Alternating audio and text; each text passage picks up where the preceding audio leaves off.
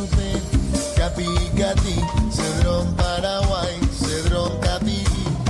Voy preparando un brebaje. Hola gente, ¿qué tal? ¿Cómo están? Bienvenidos a ¿Qué tal de Noticias? El gusto de acompañarlos como siempre. Y regresó el silbido, claro que sí. Feliz arranque de semana para todos. ¿Cómo va a estar el clima? Va a ser mucho calor. Kiara Aguilar, ¿qué me contás? Bienvenida. Hola Marce, ¿cómo estás? Buenas tardes. Un saludo también a Julito y a toda la teleaudiencia. Va a ser mucho calor. Una semana bastante calurosa es la que vamos a tener.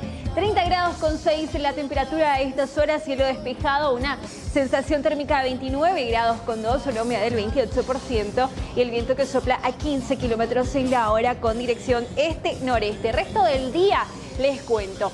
Para la tarde se pronostica una máxima de 32 grados, para la noche una noche cálida y una temperatura que iría de 25 a 20 grados y ya para la madrugada una temperatura que iría de 20 a 17 grados. Próximos días, vayamos al pronóstico extendido. ¿Cómo van a estar los otros días también? Mañana martes una mínima de 17 grados y una máxima de 32 grados. Para el día miércoles continúa el día caluroso, mínima de 19, máxima de 33. Para el día jueves, misma condición climática, máxima de 33 grados, mínima de 19. Y para el día viernes también mucho calor, máxima de 32 grados.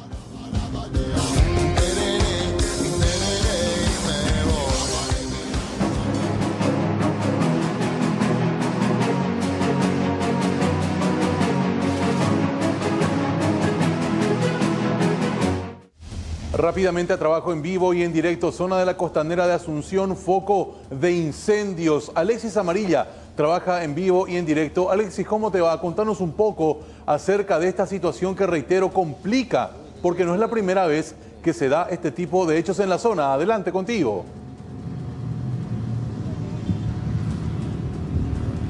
A ver, Alexis Amarilla, ¿me copias? Zona de la costanera, incendios forestales que se dan, por lo menos este ya fue controlado. Bien, ya en instantes vamos a ajustar algunos detallitos con nuestro compañero Alexis Amarilla por la zona, evidentemente, de por ahí la llamada se entrecorta un poco, pero lo importante de señalar, señora, señor, es que esta intensa humareda se daba hace instantes. Ahora, tras un arduo trabajo de los bomberos, han controlado el fuego. Probamos de vuelta suerte contigo, Alexis, adelante, bienvenido. ¿Qué tal, Marcelo? ¿Cómo estás? El gusto de saludarte. Abrazo también para la querida audiencia. Exactamente, estamos viendo ahora mismo este principio de incendio ya prácticamente controlado por bomberos voluntarios de la Policía Nacional. Para contextualizar, estamos ya prácticamente en el inicio de la zona de la costanera, entre la parte trasera del barrio La Chacarita. Un incendio que se produjo hace aproximadamente una hora atrás. Aparentemente, personas quienes estaban buscando cobre procedieron a prender una llama en inmediaciones del lugar donde se acumula la basura.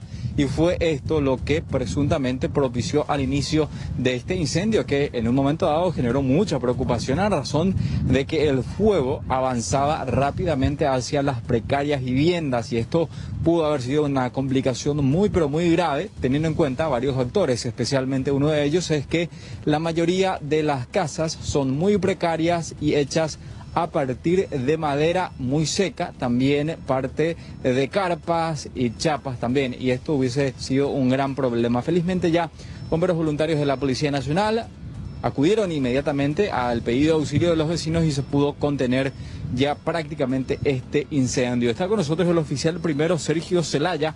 Oficial primero, coméntanos un poco en qué circunstancias se habría dado este incendio. Así como estaba mencionando, un grupo de niños que se dedican al reciclaje intentaron extraer el cobre del cable, produciéndose así el fuego, y a raíz del clima, el pastizal seco se propagó rápidamente, lo que llamó más rápido la atención y nos alertó, por lo que convocamos a bomberos voluntarios de la Policía Nacional como en la compañía de Trinidad.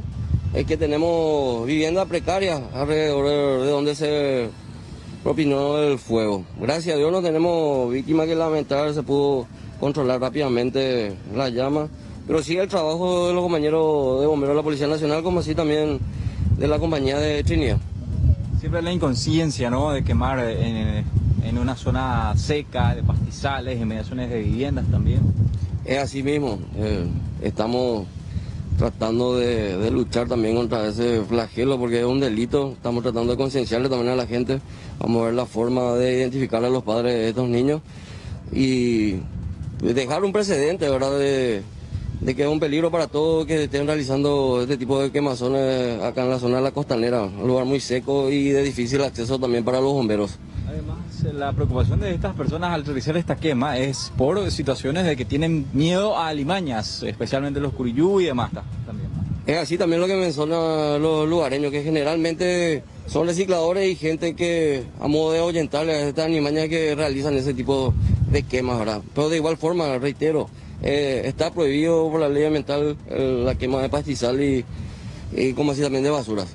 Sí, totalmente. Gracias, oficial Primero Celaya, dándonos detalles en relación a este incendio. Vamos a ver si podemos acercarnos a estas inmediaciones de la residencia, donde prácticamente afectó, bueno, casi llegó el fuego, felizmente se pudo contener favorablemente. Gran trabajo también de bomberos voluntarios, de las fuerzas públicas, de la Policía Nacional, quienes llegaron rápidamente. Ahora vemos en imágenes, ya se están retirando lentamente. Sin embargo, causó mucha preocupación porque el fuego amenazaba, así Marcelo, audiencia, en primeramente afectar la parte trasera de esta residencia. Ajá. Y bueno, la cantidad impresionante de niños también que hay en este sector preocupó bastante, pero ya por suerte se pudo controlar.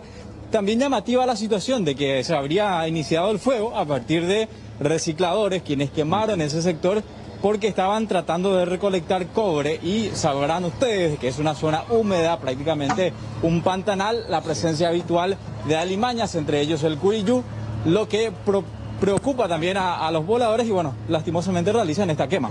Es una verdadera pena realmente, Alexis, preocupante la situación porque no es la primera vez que se da y de vuelta aparece en medio la acción del hombre para este daño a la naturaleza. Estaremos atentos a un llamado eventual desde ese punto de vuelta contigo, Alexis. Muchas gracias por de pronto.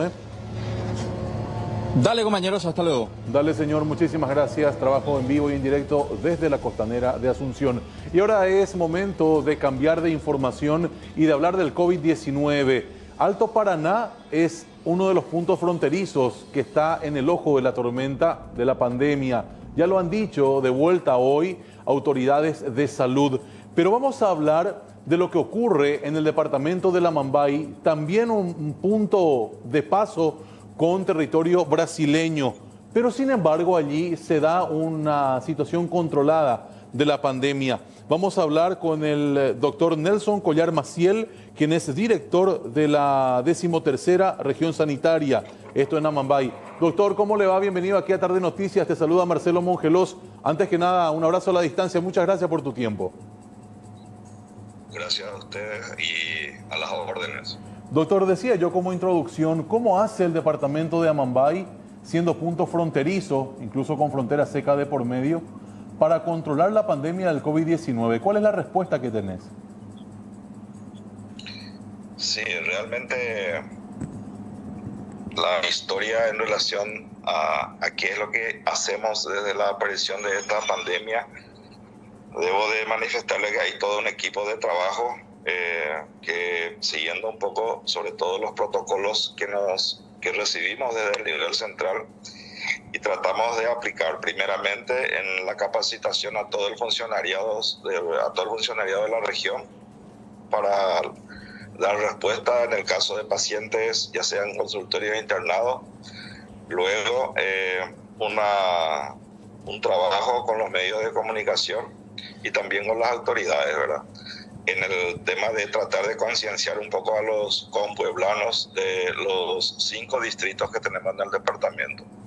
Es bueno recordarle que Amambay tiene una frontera seca que es muy impermeable y que lamentablemente, a pesar del decreto, muchos extranjeros y compatriotas frecuentemente cruzan la frontera y ese fue uno de los motivos principales de mucha difusión de los riesgos que teníamos y sobre todo en los últimos tiempos por la gran cantidad de casos que aparecen justamente en el vecino país y ni qué decir en las ciudades fronterizas que tenemos aquí, llámese Punta Porá frente a Pedro Juan Caballero, Amambay, Coronel Zapucaya,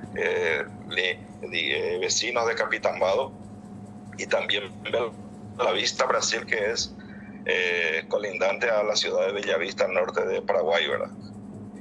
Y bueno, a la fecha estamos ya con más de 1.400 muestras enviadas, y el resultado es que tenemos 37 casos positivos. Entiendo, doctor. Para usted entonces la diferencia está en que la prevención, hablando de la conciencia de la gente, marca la diferencia, mirando un poco lo que pasa en Alto Paraná, por ejemplo, salvando las distancias evidentemente del movimiento comercial, pero Pedro Juan tiene también lo suyo en este sentido. Pero ¿hizo más efecto la conciencia? Yo creo que sí, porque realmente el mayor drama que tenemos se relaciona con la Asociación de Comerciantes de la región. Ahí es donde tropezamos con muchos inconvenientes, y ustedes también estarán informados. Se mantuvo reuniones, inclusive acá, reuniones de tratando de abrir a lo que sea la frontera, incluso con algunos ministros del Poder Ejecutivo, ¿verdad? Y bueno, ese es un detalle importante. Y otro es que la diferencia fundamental está en que la gran cantidad de compatriotas que residían en el Brasil prefirieron probablemente Ciudad del Este como vía de paso de regreso, ¿verdad? Que también eso ayudó bastante. Entiendo. ¿Y cómo se trabaja con las fuerzas del orden en cuanto al control del acceso por la frontera seca? Tenemos una cantidad infinita de kilómetros de frontera seca que evidentemente hay que controlar en lo posible, doctor. Sí, así es, pero desde el inicio debo de reconocer la participación activa de la FTC, de fuerzas militares, fuerzas de tarea conjunta, y también la misma policía, ¿verdad? Incluso ellos han colocado como una alambrada en el límite entre Paraguay y Brasil, unos alambres de púa que más o menos nos indicaba hasta dónde podíamos pasearnos, ¿verdad? Y ese fue uno de los motivos por el cual tuvimos muchas discusiones, incluso tuvimos muchos inconvenientes, pero con el tiempo yo creo que la gente fue más consciente, y ahora tenemos mucha ayuda, sobre todo la ciudadanía, que son las encargadas otra vez de informarnos de aquellas personas que casualmente regresan, digamos, por diversas razones y no se comunican a la región sanitaria en este caso. Entiendo, doctor. Hablando de cifras, ¿hay personas con COVID-19 que están en cuidados intensivos allá en Amambay?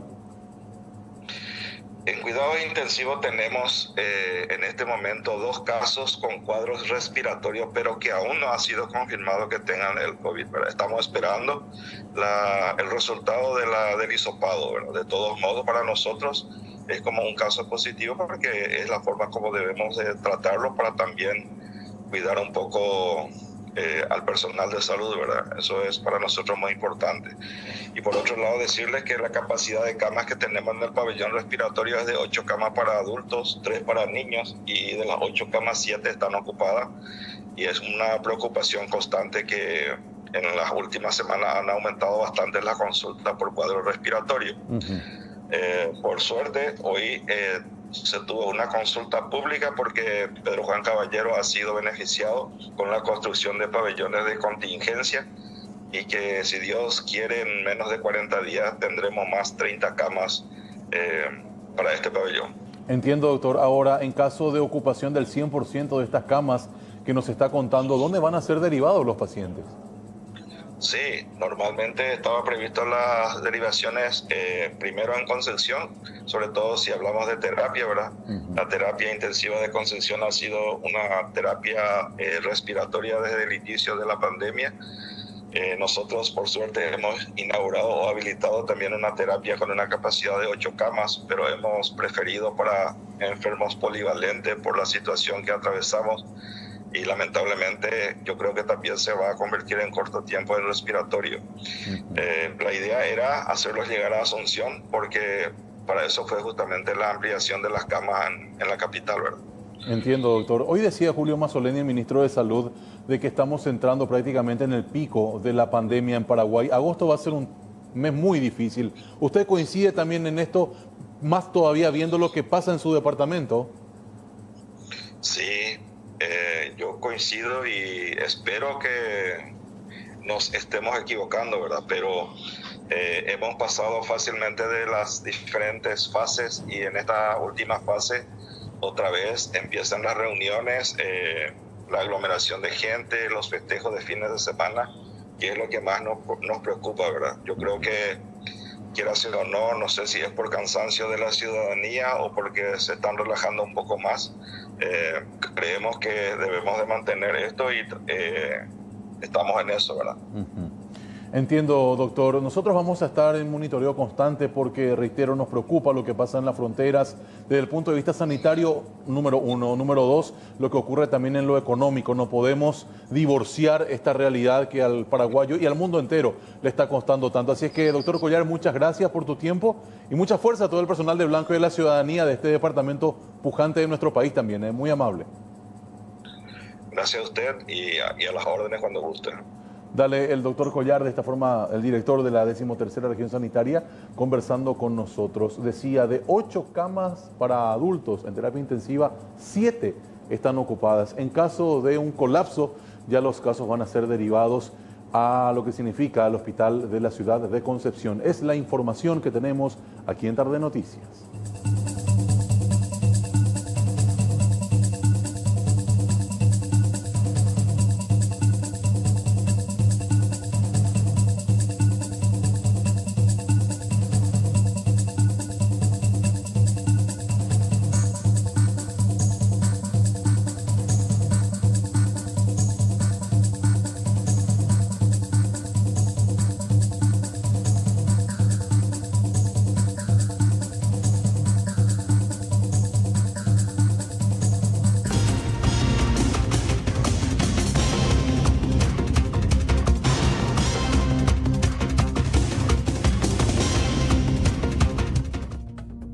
Terrible lo que ocurría en la jornada de hoy con una mujer de 83 años de edad, quien lastimosamente perdió la vida al caer dentro de un pozo que tiene varios metros de diámetro y también de profundidad. Esto ocurría en una situación bastante curiosa, Aparentemente varias personas estaban buscando la plata, la famosa plata del Huihui, dentro de la casa, o el famoso tesoro escondido, ¿no?, de la época de la guerra de la Triple Alianza. Esta mujer terminó cayendo dentro del pozo. Después de una hora, bomberos lograron sacarla aún con vida. Lastimosamente, ella pereció camino al hospital. Reitero, tenía 83 años de edad. Personal de la Comisaría Séptima interviene todavía en el caso para saber quiénes fueron los responsables de la excavación. Terrible lo que ocurría, reitero, en la zona de la terminal. ¿Esa excavación de hace cuánto tiempo más o menos es, don Clemente? Más de 10 años. 10 años. Si no es más, me perdí la cuenta. ¿Y ella que entró acá, será? Ella tiene presión alta. Y a veces le das micro desmayo así de segundos. Así. Simplemente que estaba parada ahí al lado, estaba buscando algo y...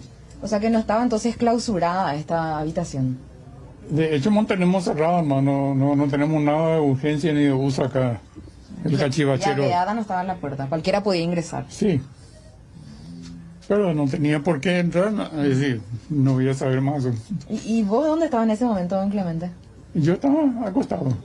7:30 por ahí me levanto. Y como no la encontré en ningún lado... ¿Cuántos metros de profundidad por ahí tiene? Y tendrá como 6, 7 metros. Buscaban plata, ¿cierto? Dinero. Sí, pero hace mucho eso. ¿Y vos mismo era, o sea, que buscabas o otras personas, tus familiares? Su hijastro, yo y otro conocido. Pero nunca encontraron nada. No. Y quedó así la excavación.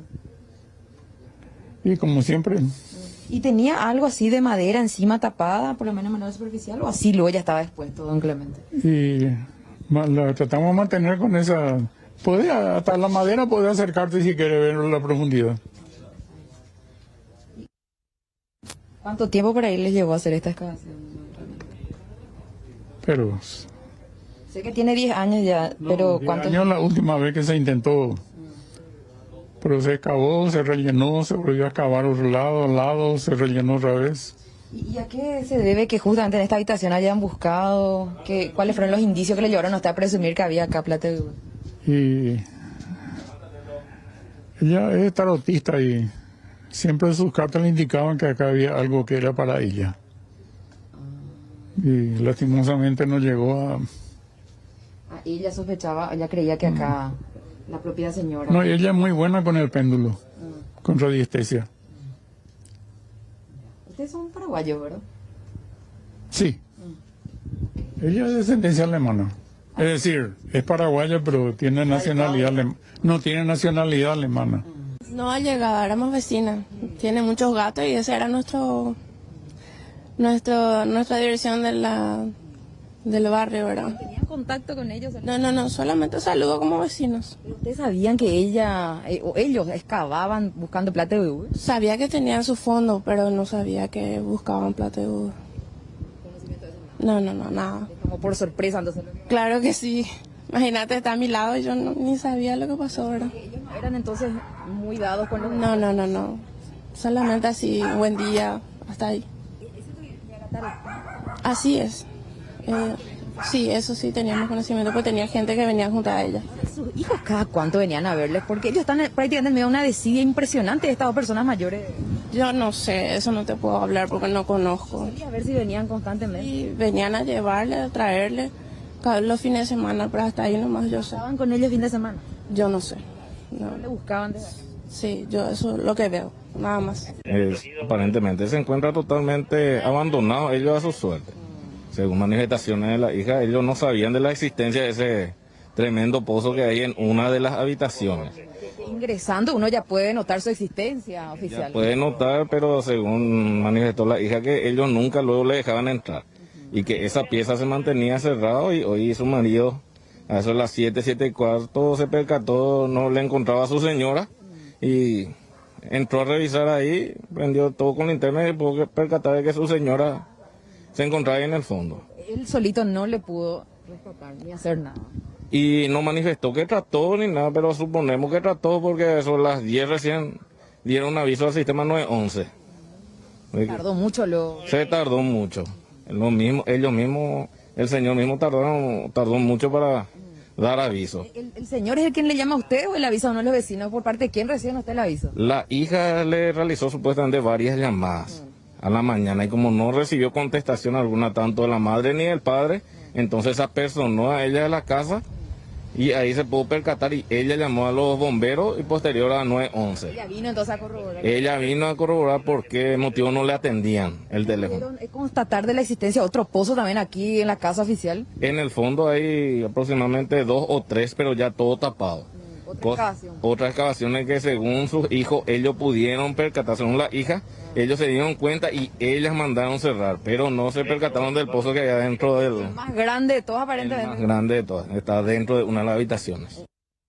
Bueno, vayamos al ámbito deportivo. A continuación en Tarde Noticias tenemos que hacer el recuento de lo que ha sido la jornada número 11 del Campeonato Apertura. Nos vamos hasta el Parque del Guairá, hasta la ciudad de Villarrica, porque Guaireña allí, después de 29 partidos, finalmente terminó perdiendo 1-0 por la mínima diferencia frente al Olimpia, que de esta manera trepa a la punta del campeonato, a lo más alto, a la cima, valiéndose también de la derrota de Libertad en manos de Guaraní. De esta manera nacía el gol. La duda allí del lateral izquierdo, en este caso de Guaireña, recupera rápidamente Olimpia el centro y de atropellada de cabeza, arremetiendo con todo allí Néstor Camacho para dejar sin chances al arquero Ignacio Don. El 1-0 del compromiso, algunas acciones polémicas también que se han dado a lo largo del partido. Aquí una jugada en la cual se da la segunda conquista franjeada, pero finalmente se terminaría anulando este gol de Roque Luis Santa Cruz por una milimétrica posición adelantada.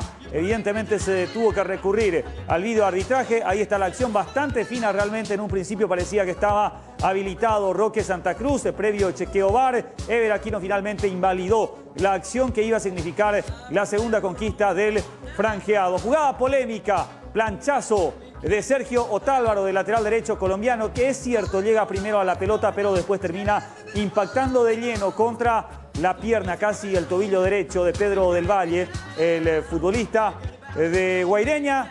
Era para tarjeta roja, sí.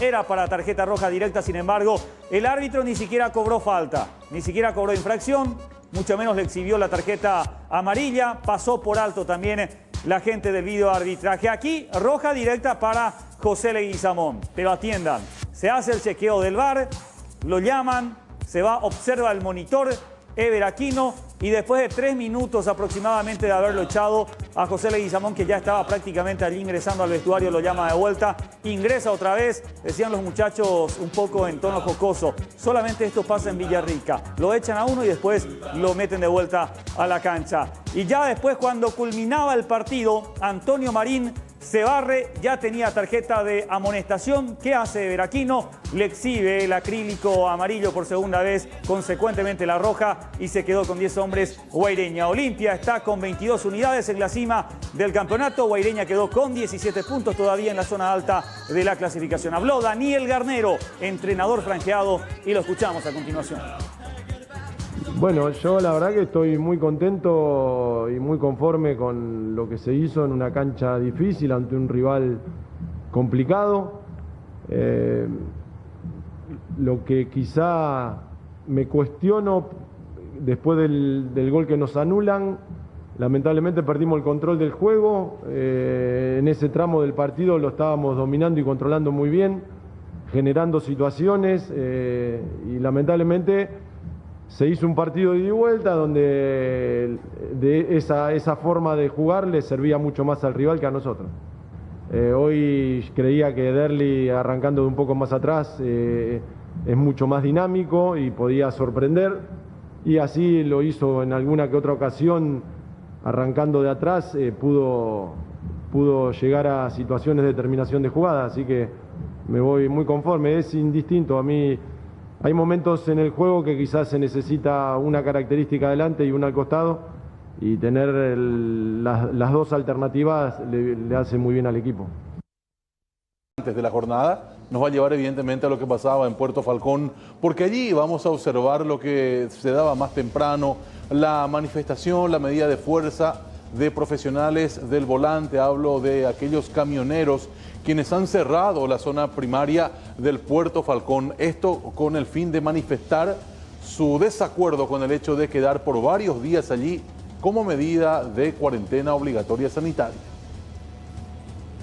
Nosotros estamos solicitando la presencia aquí del responsable quien hizo el protocolo para los camioneros. Justamente estamos en contra del artículo 13 que dice así: los conductores y tripulación deberán permanecer dentro del área de control integral hasta la terminación de su liberación. O sea que de esta forma hay camioneros que tienen que quedar indefectiblemente acá 8 a 10 días, ¿verdad? Entonces nosotros creemos que eso no es justo. No es justo porque cada camionero, para llegar hasta aquí, ya fueron sometidos en 15 días 2 a 3 veces de prueba contra el COVID, ¿verdad? Y todos tienen resultados negativo. Sin embargo, ningún funcionario de la aduana, ni siquiera la temperatura se han tomado a lo largo que duró esta pandemia. Entonces creemos que no es justo que los aduaneros vayan y vuelvan tranquilamente a su casa, hasta su lugar de trabajo, sin hacerse ningún tipo de diagnóstico contra el COVID. ¿No se cumple entonces el protocolo acá en aduana? Pero claro que no se cumple. Y es muchísimo tiempo y no es viable. El camionero tiene derecho de desenganchar e ir a su casa. En su tracto, mejor, porque en colectivo sería mucho peor. Imagínense si un camionero viene con el COVID, subirse en colectivo. Por eso queremos que el responsable de este protocolo venga aquí in situ y vea la situación y vea la realidad de los camioneros, y nosotros tenemos argumentos veromiles para hacerlo entender que sencillamente es inviable lo que ellos quieren que hagamos a través del artículo 13 del protocolo. Hay compañeros que están viniendo 1.800 kilómetros acelerando, llega acá y no se puede ir en su casa. Trae ropa sucia, trae cansancio, muchas veces no traemos ni plata. Venimos ya por el gasto que tenemos por el camino y nos quedamos otra vez acá. Ponerle que la mercadería que traemos se libera en 3, 4 o 5 o 8 días, y alguna mercadería lleva hasta 15 a 20 días para liberarse. Tenemos que estar acá siempre estar acá, no se puede eso. Hay robo también, algunos decían eso. Pero... Híjole, eso sí que nosotros ponemos guardia acá, pagando nosotros esa... Se roban cubiertas, se roban lanchonetes, se roban garrafas, se roba todo. Y tuvimos que pagarle a 3 personas para que se nos cuide los camiones porque queremos descansar nosotros.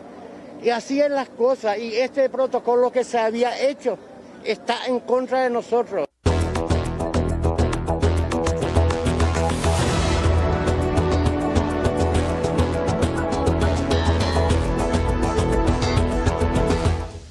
En el plano internacional tenemos que irnos hasta Alemania porque volvieron a las clases.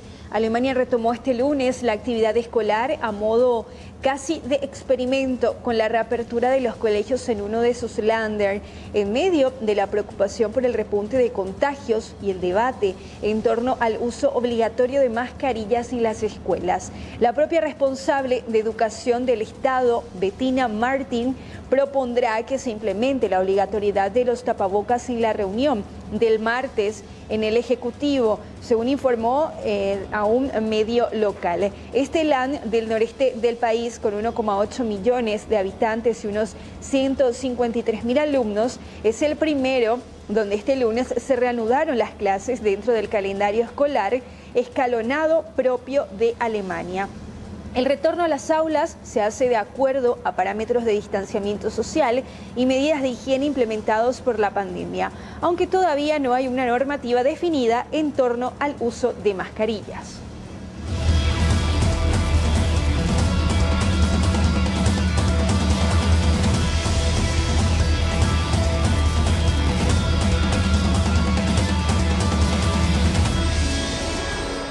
Tenemos más informaciones para compartir. Atención a la gente que vive en uno de los 22 distritos del departamento del Alto Paraná, porque en un programa paralelo al de Hacienda, habló del programa Putumayo 2.0 para Frontera, desde el mes que viene se va a entregar 500.000 guaraníes por cada persona, reitero, que viva en uno de los 22 distritos de este departamento que está sumamente afectado por la pandemia del COVID-19. Hoy, en una conferencia de prensa, Joaquín Roa, el ministro de la Secretaría de Emergencia Nacional, ha confirmado esta información. El Ministerio de Hacienda va a ser el encargado de realizar el reembolso y la CEN hará la entrega correspondiente de esta plata.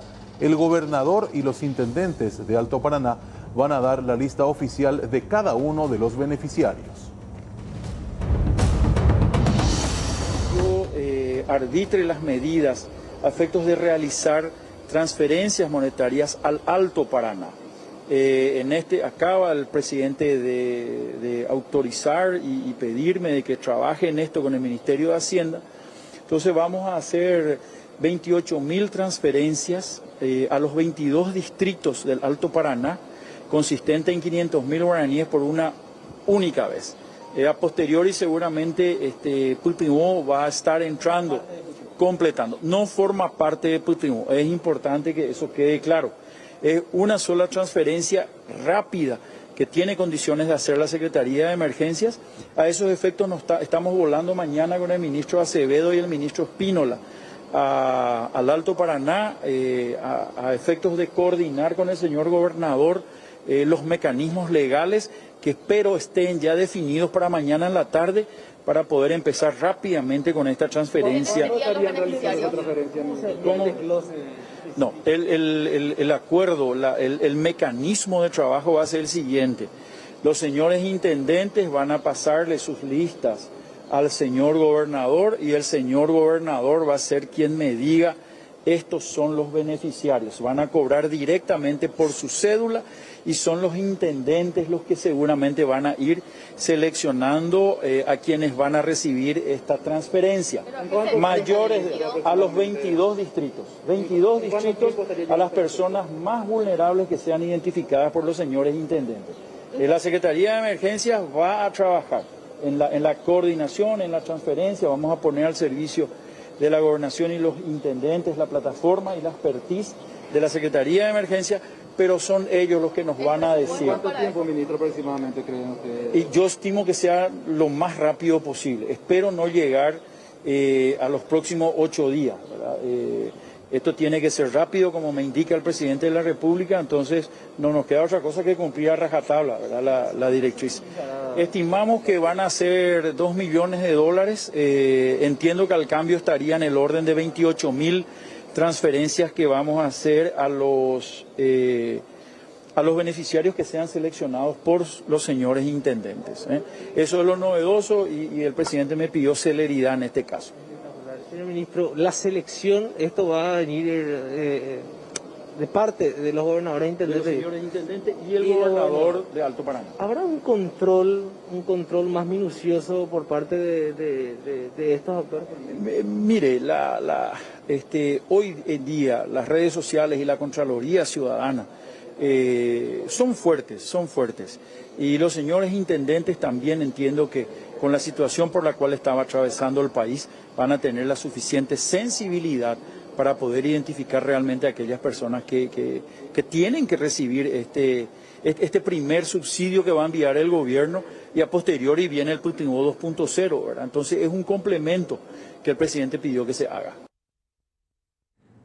Bueno, continuamos en el ámbito deportivo en Tarde de Noticias. Vamos a seguir repasando lo que pasó en la jornada 11 del Campeonato de Apertura. En este caso nos referimos a lo acontecido en la Nueva Olla Monumental, en la goleada de Cerro Porteño por 4-1 frente al Sportivo San Lorenzo. Tercera victoria al hilo de forma consecutiva del equipo de Francisco Chiqui Arce. Penal a instancia del VAR, Derlis López lo sanciona. Reclamo también airado de parte de Juan Manuel Salgueiro. Diego Churingol.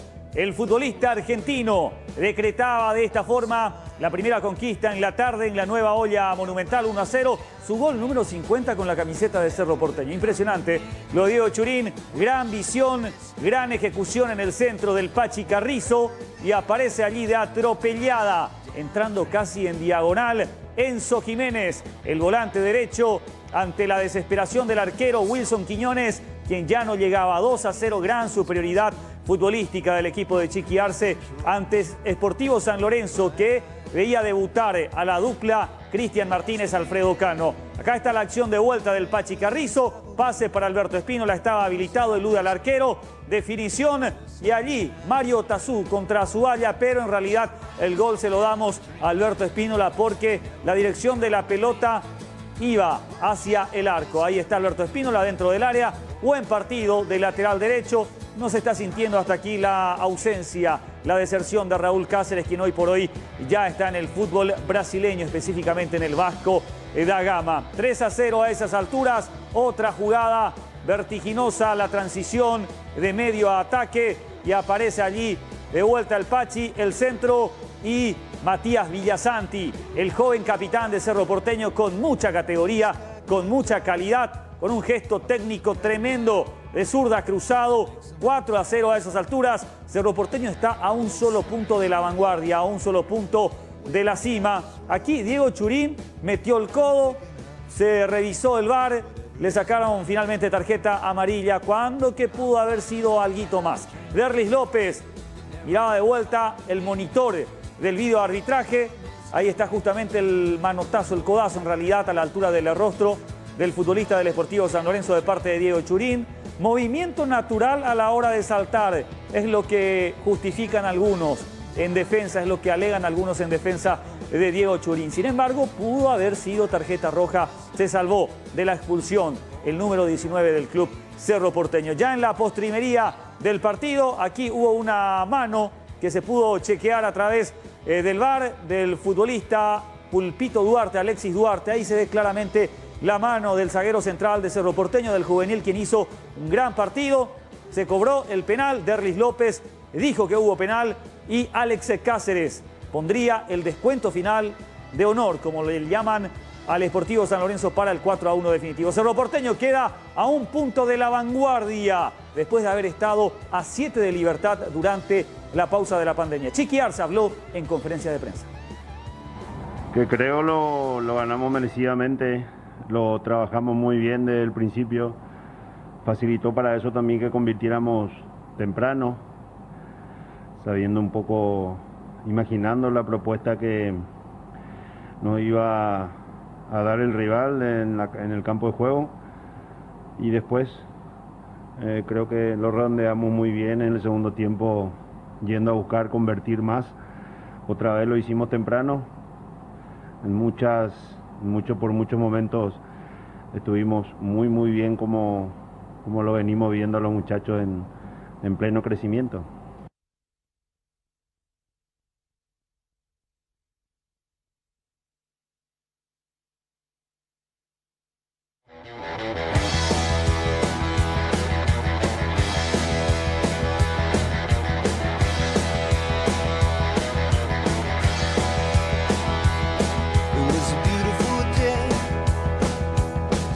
Bien, estamos ya camino a la primera pausa, ¿eh? Sí.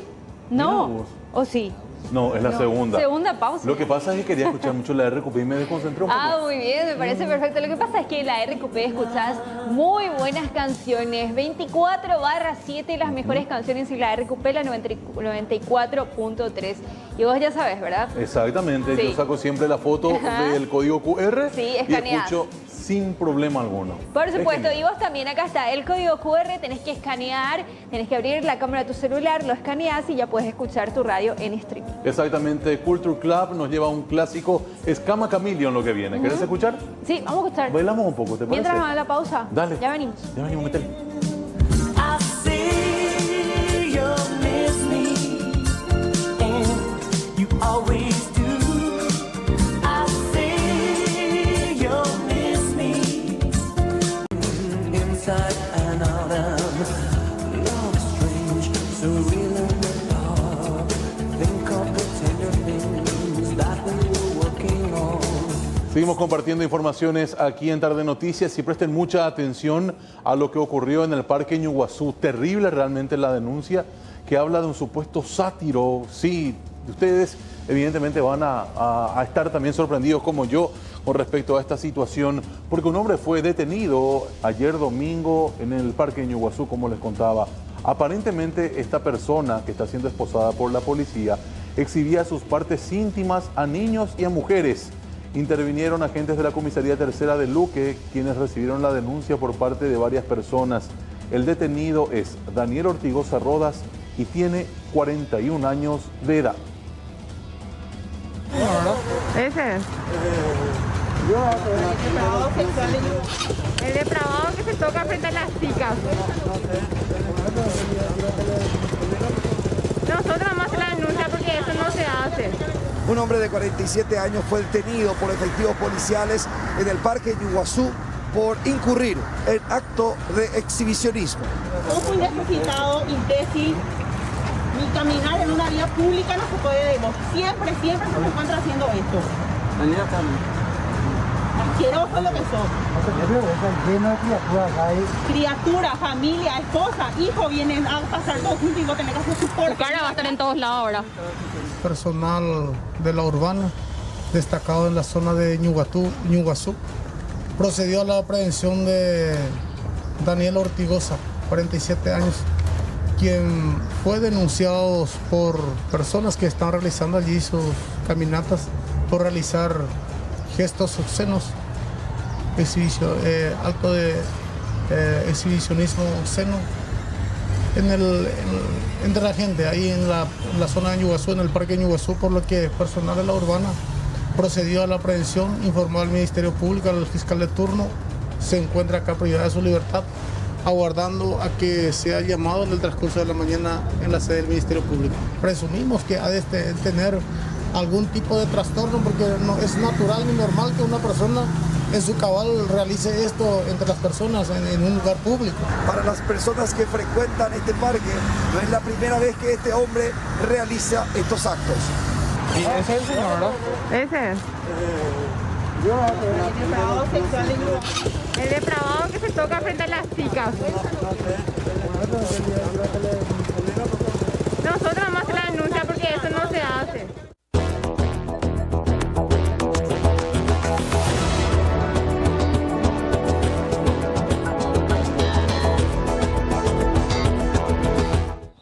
Plano internacional, y tenemos que hablar de esta triste noticia que se daba a conocer en las últimas horas a través de las redes sociales y los medios internacionales.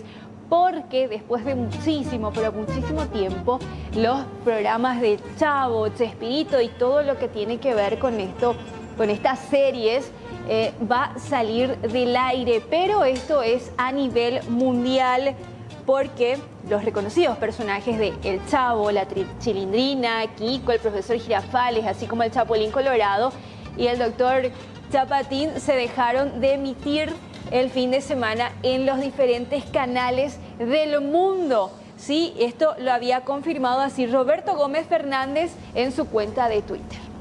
Muchísimas gracias, Kiara, por esta información. De hecho, vamos a estar repitiéndola por la importancia que tiene. A ver, ¿cómo se ve Asunción desde lo alto de Erlisí? Porque yo quería ver un poco este tema del incendio en la zona de la Costanera. Por suerte, ya pudieron controlar. Repasando un poco para aquella persona que se va sumando ahora a Tarde Noticias, le contamos que arrancamos nosotros la tarde con una quemazón importante allí en lo que significa la Costanera de Asunción. Supuestamente recicladores que estaban buscando cobre iniciaron el fuego que fue finalmente controlado por una gran cantidad de bomberos de la zona. ¿Querés comunicarte con nosotros? Puedes hacerlo, claro que sí, escribiendo al 85-625-000 y buscándonos en todas nuestras redes sociales como @C9N Paraguay en Twitter, en Facebook, en Instagram también, para que vos puedas estar comunicado. Y reitero el número de WhatsApp que aparece en el Zócalo para que te puedas comunicar con nosotros y vamos a estar leyendo tus mensajes. ¿Cómo estás arrancando este mes de agosto? Que según los encargados de salud, hablo del ministro, en este caso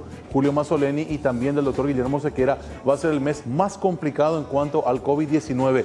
¿Por qué? Por la alta cantidad de personas contagiadas tanto en Alto Paraná, en Central Asunción y otros puntos de nuestro país. De hecho, ahora en esta semana va a ser crucial para saber si avanzamos o no a la fase 4 de la cuarentena inteligente. El viernes se analiza el tema y el próximo lunes se da aparentemente el aviso oficial. Hay más informaciones para compartir aquí en Tarde Noticias.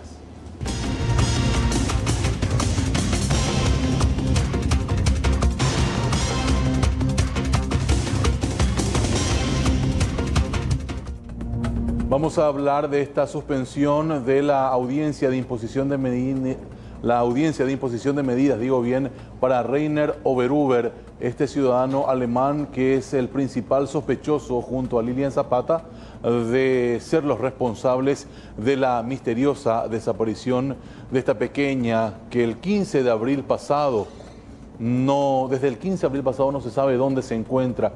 Ella, reiteramos, esa fecha fue detrás de un par de cabras que tenía como mascota y finalmente desde aquella jornada de su paradero absolutamente nada se sabe. Ellos, hablo de Rainer y de Lilian, fueron imputados por la falta del deber de cuidado principalmente, pero luego al encontrarse evidencias muy, pero muy graves y que implican a este hombre incluso en causas de pornografía infantil, pasa a ser el principal sospechoso. Por falta de traductor, según aduce la defensa de Oberhuber, se suspendió esta diligencia. Vamos a escuchar las notas respectivas a este caso. El Ministerio Público había solicitado la suspensión a los efectos de que comparezca un traductor.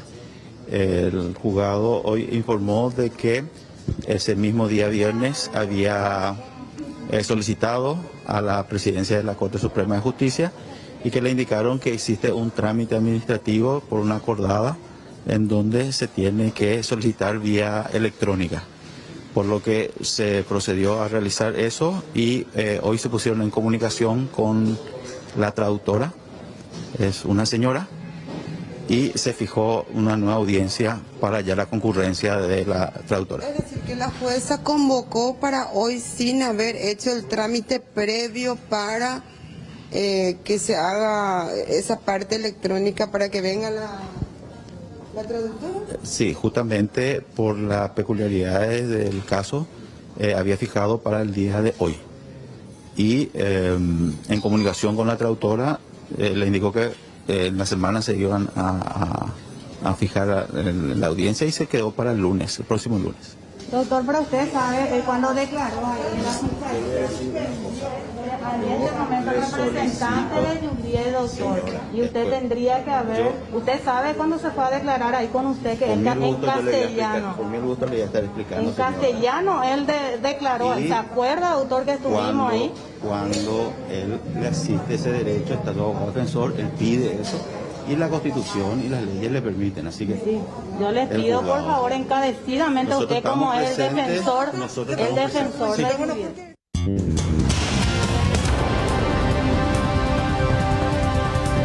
Nuevo subsidio para Alto Paraná. El Ministerio de Hacienda prevé un nuevo subsidio para Alto Paraná, consistente en un único pago de 500.000 guaraníes, según anunció el ministro Joaquín Roa, quien se reunirá con el intendente y el gobernador del departamento. Los beneficiarios se darán a conocer en una lista realizada por las autoridades. Se oponen a cuarentena. Un grupo de camioneros cerraron la entrada y salida de la zona primaria de aduanas en Puerto Falcón. Están en contra del protocolo sanitario que los obliga a permanecer en la zona de puertos con sus camiones por varios días, porque según ellos no tienen condiciones adecuadas.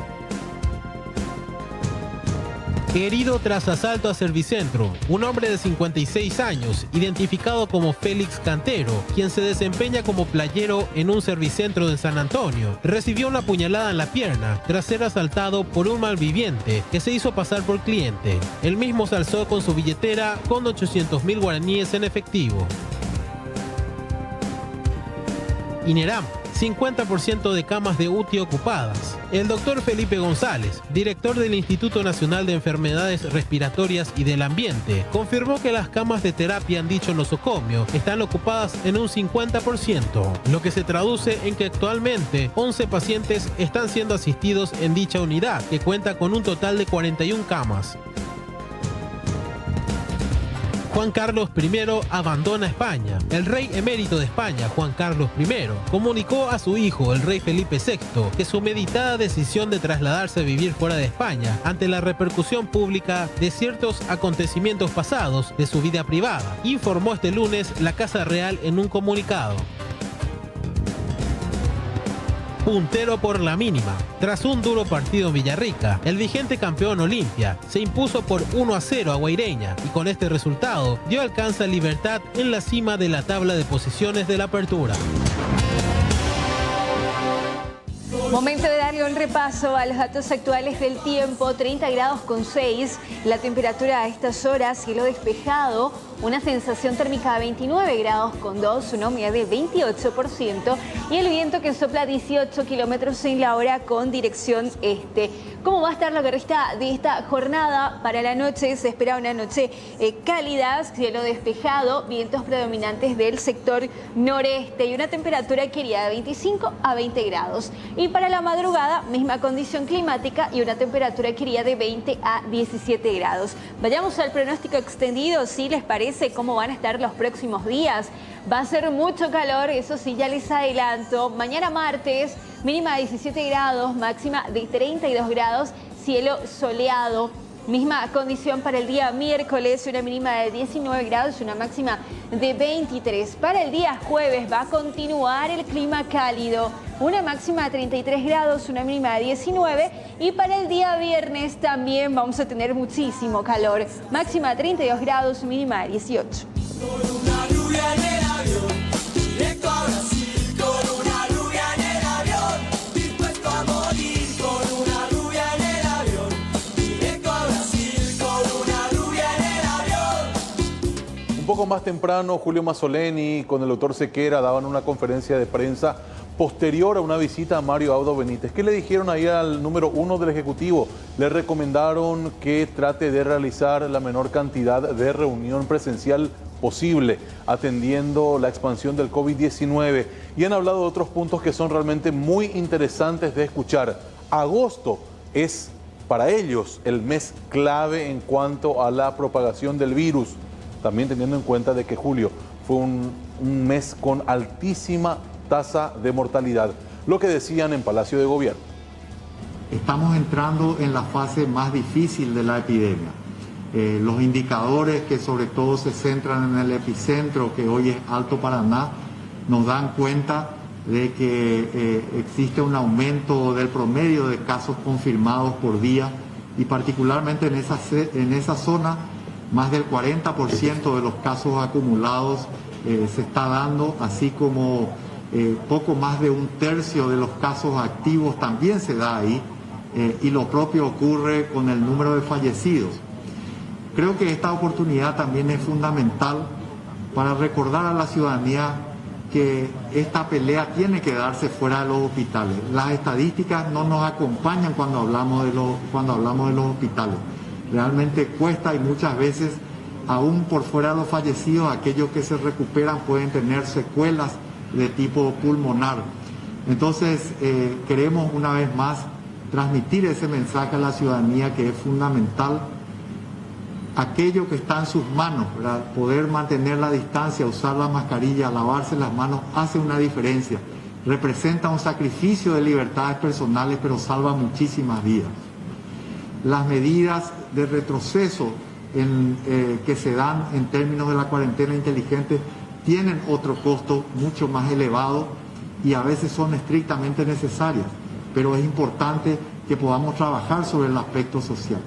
Yo creo que a todos los ciudadanos nos pasa, a mí, dentro de mi familia, poder transmitir el mensaje preciso, correcto, de que hoy, lamentablemente, sobre todo en los departamentos de Alto Paraná, Central y Capital, las actividades sociales no deben darse, y a todos nos cuesta transmitir ese mensaje. Pero la negación o la subestimación de este virus puede tener realmente consecuencias terribles. Es por ello que una vez más queremos dirigirnos a la ciudadanía a los efectos de que podamos replantearnos esto. Los meses de julio y agosto, como hemos adelantado, fue y serán meses difíciles, ¿verdad? Entonces es importante que pongamos de todo, que realmente sumemos para ser parte de la solución y no del problema. Bueno, quería dejarle también al doctor Sequera que pueda darnos algunos comentarios también respecto a esto. Bueno, gracias señor ministro. Nada más que repetir el mensaje que usted dio. Como estamos viendo en los datos, más del 40%, casi la mitad de los casos que estamos detectando positivos corresponden al departamento de Alto Paraná. Importante entender de que todo el país está en riesgo, no porque en Alto Paraná sea donde más casos positivos haya, aquí no podemos relajar, ¿verdad? No. El Alto Paraná es una de las regiones con mayor exposición y mayor riesgo, ¿verdad? Por ser una de las ciudades más cosmopolitas que tiene el Paraguay. Entonces, el virus está ingresando por diferentes frentes, en diferentes lugares. Tenemos más casos hoy en Alto Paraná, pero esto tranquilamente, si nos descuidamos en el resto del país, es un fenómeno que va a ocurrir en todas las regiones del país. Los departamentos que tienen mayor densidad poblacional, Central, Capital, también están ante el mismo riesgo. Así que las medidas y las recomendaciones que dio el señor ministro no son solamente para Alto Paraná, es para todo el territorio nacional. Importante también destacar que gran parte de la mortalidad que estamos teniendo son de personas procedentes de Alto Paraná. Entonces, de momento, ahí es el lugar más caliente, digamos. El viceministro viceministro Rolón está durante esta semana ahí. Nos va a tocar también ir a unas otras autoridades también para coordinar el esfuerzo. Todo el sistema de salud está ayudando a Alto Paraná. Y en el caso de que también tengamos un brote o un aumento del número de casos en otra región, todo el sistema de salud, todas las regiones están para apoyarse entre sí. Eso de mi parte, señor ministro. Muchas gracias, doctor Sequera. Estamos a disposición si hay alguna consulta de los compañeros. ¿Cuál es la situación sanitaria de Ciudad del Este y cómo se va a hacer para contener esto, teniendo en cuenta que eventualmente van a tener que trasladar a los pacientes a otros puntos y esto podría también afectar la situación, por ejemplo, Asunción Central, que también está complicada?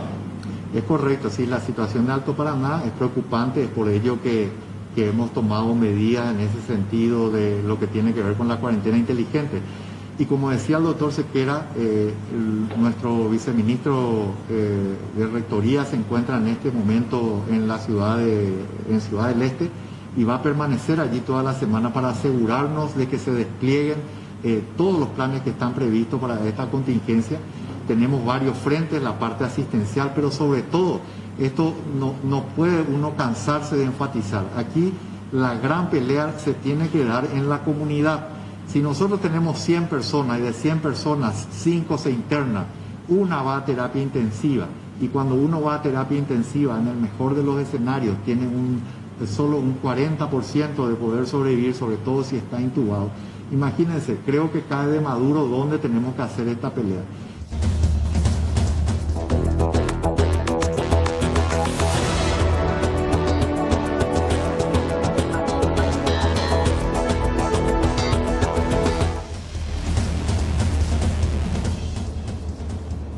Y en el plano internacional tenemos que hablar de este incendio en Los Ángeles que ya ha devorado miles y miles de hectáreas de bosques.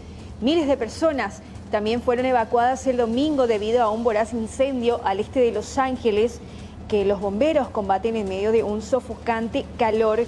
Durante la madrugada de este lunes, 2.260 bomberos asistidos por helicópteros y camiones estaban desplegados en la zona.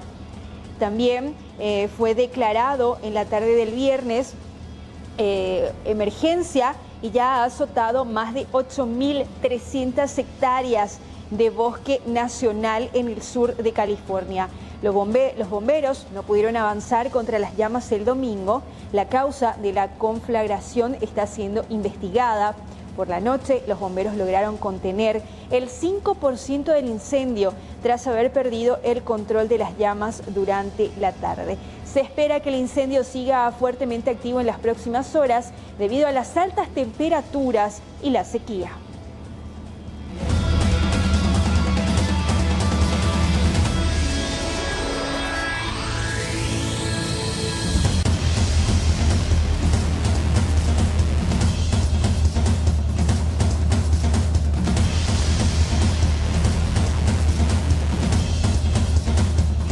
Ya pasaron 12 de las 16 en todo el territorio paraguayo, 30 grados la temperatura. Vayamos de vuelta al ámbito deportivo. Continuamos repasando lo acontecido en la jornada número 11 del Campeonato Apertura. Estadio Doctor Nicolás Leo se dio la nota de la fecha de la jornada. Guaraní que venció 3-1 al puntero Libertad. Jorge Morel después del tiro de esquina en el primero del partido, en el primero del compromiso.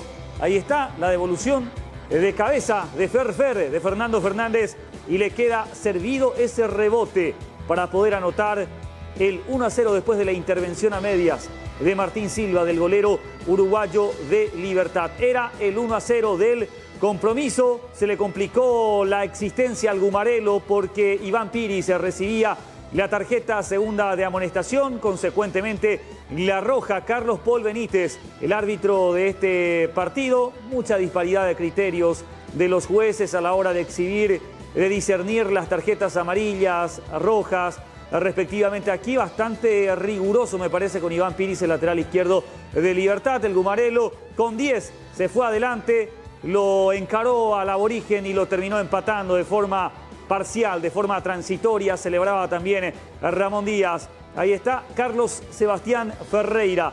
La paró Tacuara Cardoso, el pase de Adrián Martínez a espaldas de la saga central del aborigen y definía de muy buena manera. Ahí está cómo aguanta la corpulencia de Tacuara también, que fue importante.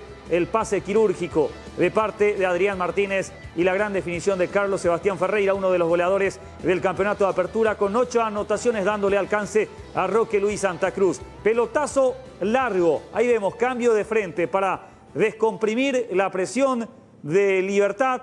Una gran acción colectiva, la pelota para Raúl Bobadilla, en una de las primeras pelotas que toca justamente vía el centro. Ahí está para la gran definición de Bautista Merlini. Minuto 88, ya cuando iba terminando el compromiso. Libertad fue al ataque en busca de la paridad, pero se dio esta salida rapidísima.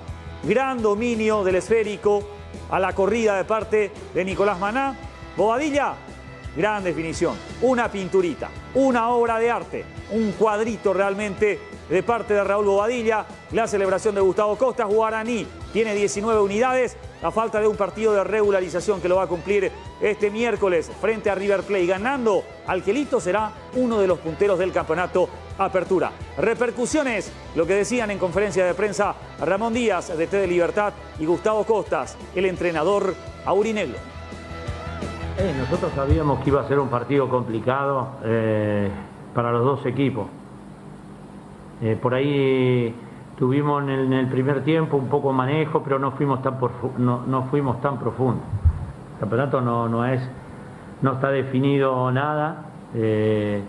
Queda mucho tiempo, quedan muchos partidos. Por supuesto voy a tener que trabajar en el equipo, en lo anímico, en recuperar a algunos jugadores y por supuesto es un largo camino todavía. Contento, feliz. Hicimos un gran partido ante un gran equipo. Yo pienso que 11 contra 11 ya habíamos sido superiores y después se nos complicó un poco, nos desorganizamos cuando vino el gol de ellos.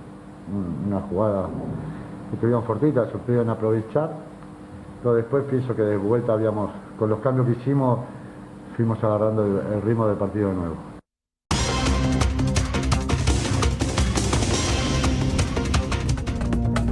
Y la información de carácter urgente nos lleva al departamento de Caaguazú, en donde hay una situación realmente preocupante, triste. Una jornada en la cual se dio el hallazgo de cadáver de una persona. Pero María del Carmen Molas, nuestra compañera, quien está en contacto con nosotros, tiene más detalles de este hecho realmente terrible.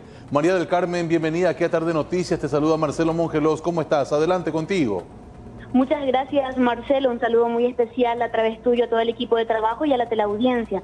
Como ya mencionabas, cerca de las 10 de la mañana de esta jornada de lunes, en el distrito de Santa Rosa del Mbutud, el esposo de quien en vida fuera la víctima fatal, se trata de Angélica Lomaquis de González, de 73 años, se topó con esta situación realmente trágica tras un asalto aparentemente a mano armada que dejó como resultado una víctima fatal y los lamentables rastros de ese hecho delictivo, donde lograron sacar unos 5 millones de guaraníes, según el informe preliminar de la Policía Nacional. Una pena realmente, María del Carmen. Entonces, este hombre, según el relato, llegó de su chacra y se topó con la terrible escena, su esposa tirada en el suelo, y esos detalles que realmente perturban mucho. El hallazgo de cadáver efectivamente se produjo justamente a la hora que ya he mencionado por el señor Darío Asunción González Franco, esposo de la víctima fatal, con una herida contundente en la base del cráneo. Para que tengamos una noción más clara, lastimosamente se encontró a su señora esposa tendida en el suelo y ya sin ningún signo de vida. Ya tras dar aviso inmediatamente a la Policía Nacional, el procedimiento que corresponde, y tras los datos que salieron al paso, nos han informado que la pareja ya de avanzada edad habría sufrido un hecho similar hace unos 10 años atrás. Entiendo. Ahora, María del Carmen, según las fotografías que tenemos, la casa de la víctima fatal está en una especie de barrio. Nadie vio entrar a estas personas extrañas, nadie escuchó el pedido de auxilio de la hoy víctima fatal. Una zona relativamente céntrica, según la información que ha proveído el fiscal interveniente, el abogado Fermín Segovia. Sin embargo, en los alrededores no hay viviendas una muy próxima a la otra, sí, a unos 50, 100 metros, por lo que probablemente se dificultó escuchar a la víctima, una anciana que lastimosamente perdió la vida. Bueno, María del Carmen, tenemos notas para compartir, ¿te parece? Así es, el fiscal interviniente se trata del abogado Fermín Segovia, a cargo de la Unidad 2 del Ministerio Público de Coronel Oviedo. Adelante. Sí, ya el procedimiento ha culminado en horas de la siesta y la víctima fue hallada con un golpe en la zona de la base del cráneo, que fue causante de la muerte de la misma. ¿La única víctima tras este lamentable hecho registrado? También el marido, que evidentemente era copropietario de los objetos sustraídos, que sería 5 millones de guaraníes. ¿Es lo único que lograron llevarse los asaltantes? Asimismo, eso fue lo que ha manifestado el señor esposo de la víctima, manifestando que solamente fue la suma de dinero la sustraída. En cuanto a la víctima que resultó víctima fatal, ¿de cuántos años era la mujer? Tenía 73 años. ¿Era la primera vez o no que les ocurría este hecho a la familia, sabe usted? Tienen un antecedente, un hecho de robo de hace unos 10 años. Incluso el esposo de la víctima fatal habría reaccionado en aquella época, hiriendo a ambos asaltantes y que fueron condenados posteriormente, pero que a la fecha estarían en libertad. Según los datos preliminares que manejan, ¿tienen indicios de quiénes podrían ser? ¿Gente de la zona? ¿Oportunistas? Sí, serían gente cercana, incluso se ha mencionado que probablemente habrían llevado cierta cantidad de carne que se encontraba en un congelador. Bien, en la parte final de lo que decía el fiscal de la causa, María del Carmen, uno puede entender el porqué de la fotografía de este congelador en donde evidentemente quedaron las huellas. Gracias, María del Carmen, hasta cualquier momento. Muy amable por esta información. Muchísimas gracias, hasta la próxima. Hasta la próxima, y nosotros vamos a ir hasta el Palacio de Gobierno, en donde hace pocos segundos Mario Abdo Benítez se retiraba de esta nueva jornada hoy en Palacio de Gobierno. Reitero, él ha tenido un día bastante movido con la visita de Julio Mazzoleni, también del doctor Guillermo Sequera y de otros funcionarios estatales. Joel Sandino, se fue Mario Abdo sin emitir una sola palabra. Adelante, bienvenido. Muchas gracias, Marcelo. Solamente emitió una palabra para saludar nada más aquí a nosotros, los que estamos de cobertura en el Palacio de Gobierno, en compañía de sus colaboradores. Ya prácticamente finaliza aquí la jornada de gobierno en el Palacio de López. Bueno, haciendo también un pequeño recuento, compañeros, de lo que se tuvo hoy, la visita del ministro Julio Mazzoleni junto con el doctor Guillermo Sequera, haciendo una pequeña evaluación de lo que es la situación pandémica en nuestro país, recalcando las cuestiones allí en Alto Paraná, teniendo un 40% allí de circulación comunitaria.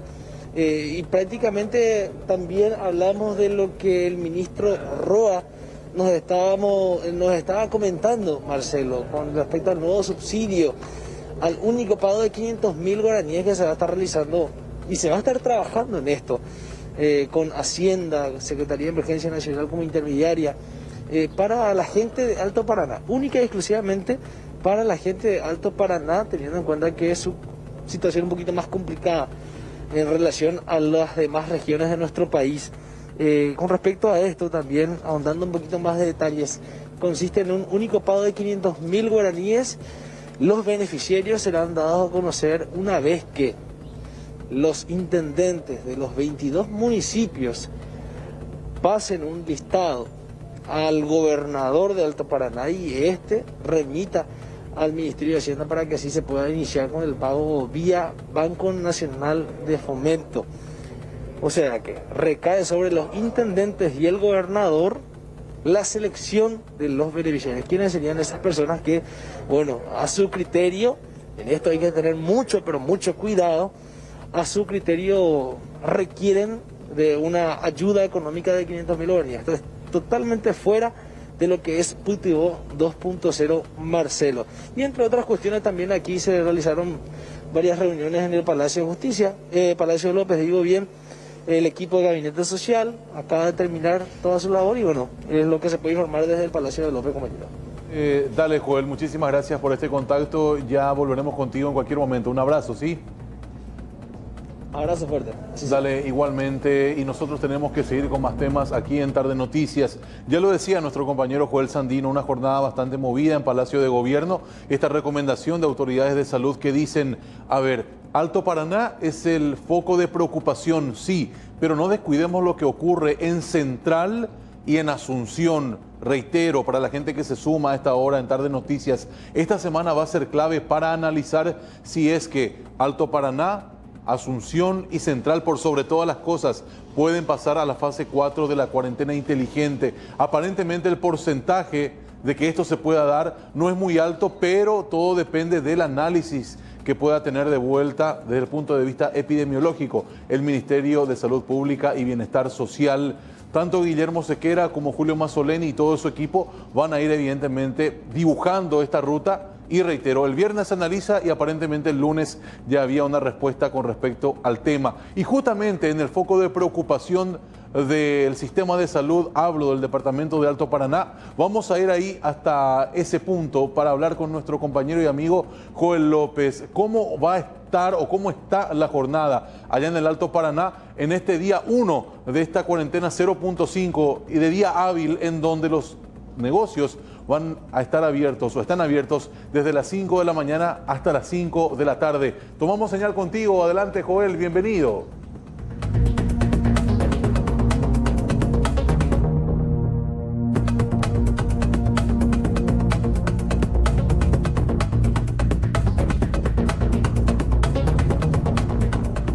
Bien, tenemos ya justamente el movimiento de vehículos a esta hora de la jornada. Vemos ahí camiones de carga y también buses del transporte público.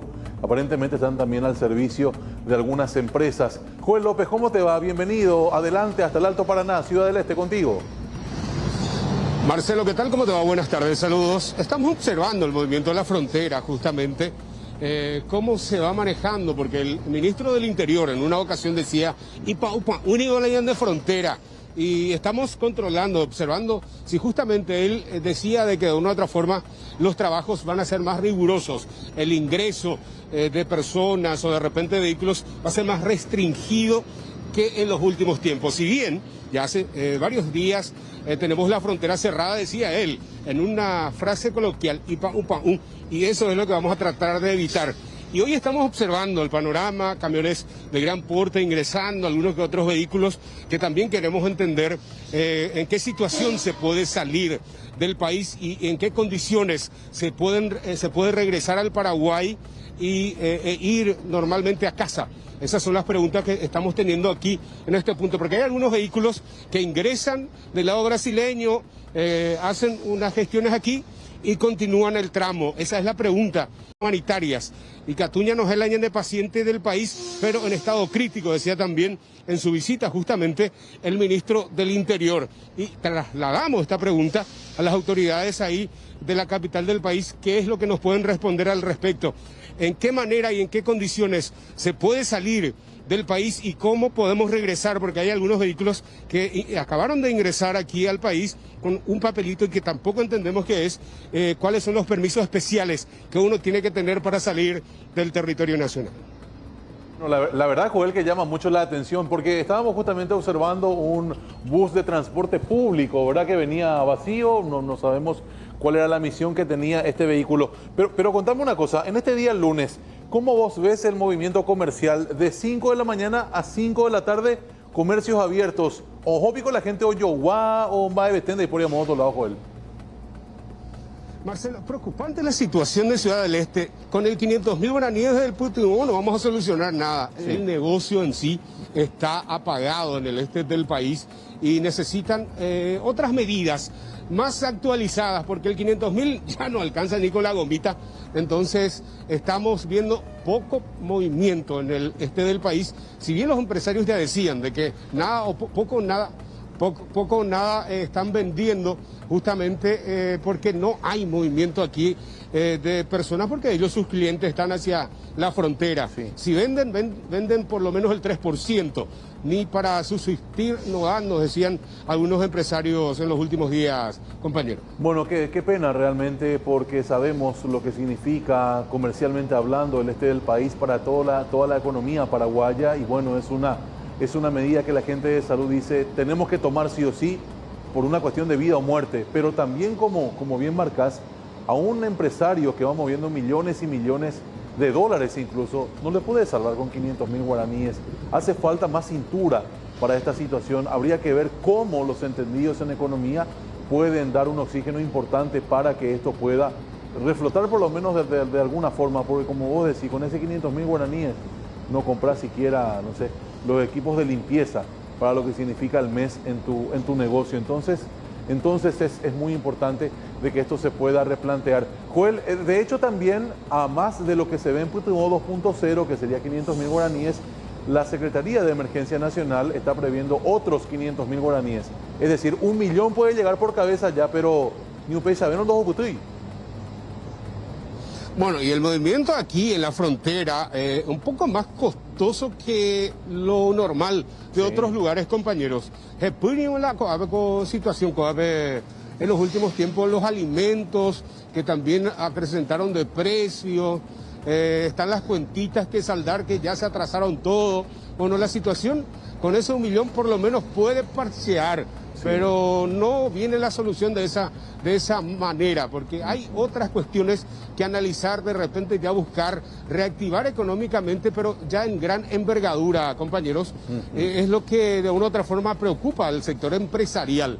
Vas a paliar con 1 millón de guaraníes un mes, y los meses posteriores, ¿qué hacemos? ¿Cómo pagamos al funcionario? Nos mencionaban también cuáles son las alternativas comercialmente hablando, un plan específico ya para reactivar de a poco este comercio que ya está pidiendo, pero hace rato, auxilio, y hasta el momento todavía no recibe esa contención necesaria y la solución inmediata que está necesitando de la parte de la frontera. Claro, en pantalla compartida estamos observando el acceso a nuestro país ahí en la zona primaria de aduanas y también sobre el Puente de la Amistad el gran movimiento de vehículos de carga. Esto sí que no ha parado. Joel, por último y de forma breve, cuando vos salís a una calle en Ciudad del Este, la avenida principal, ¿qué es lo que encontrás que está abierto? Un copetincito que vende comidas, de por ahí un puesto de revistas, ¿qué es lo que está abierto? Marcelo, los puestos de comidas ya permanecen cerrados en los últimos tiempos porque si no haces delivery no trabajás. Hasta las 5 de la tarde nada no vendés. En horas de la noche lo que podés vender un poquitito. Entonces ellos empiezan a las actividades en horas de la noche para mover un poquitito, pero tanto no, tampoco no te puedo decir que van a ganar 100, 200.000 guaraníes por día. Van a ganar un 50, 100.000, para no exagerar mucho, pero a esta hora por lo menos todavía no hay mucha actividad para vender a las personas de la forma de delivery. Lo que están abiertas son las tiendas de ropas, de calzados, de repente de electrónicos que podés encontrar hasta las 5 de la tarde. Después ya toda la actividad comercial se cierra y solamente se centra también en la parte de delivery. Exactamente, Joel, y nuestro Zócalo más claro imposible. Ciudad del Este, el comercio pasa por su peor crisis. Nunca realmente hemos visto que la capital del departamento del Alto Paraná esté sumida en el aspecto económico, y esto evidentemente a consecuencia de la pandemia. Bueno, Joel, en tu persona, mucha fuerza para todos los esteños, esteñas. Ojalá que pronto salgamos de esta y vamos a estar muy atentos a cualquier movimiento que se dé en este punto, reitero, muy importante de la economía paraguaya. Un abrazo. Hasta luego y un abrazo a todos los televidentes. Dale, señor, señal en vivo y en directo desde el Alto Paraná. Y es momento de cuidarnos con Coco Cavalaro, porque ustedes saben que lo natural es siempre mejor. Y los jabones de tocador Coco Cavalaro están hechos 100% de aceite de almendra de coco, que te brinda una protección antibacterial natural, es hipoalergénico y está libre de gluten. Ofrece a tu piel limpieza y el máximo cuidado sin resecarla. Recordá que el lavado frecuente de manos ayuda a prevenir enfermedades, especialmente las respiratorias. Usa jabón de coco puro porque es antiséptico, elimina el 99,9% de virus, bacterias y hongos. Elegí Coco Cavalaro porque lo natural es siempre mejor.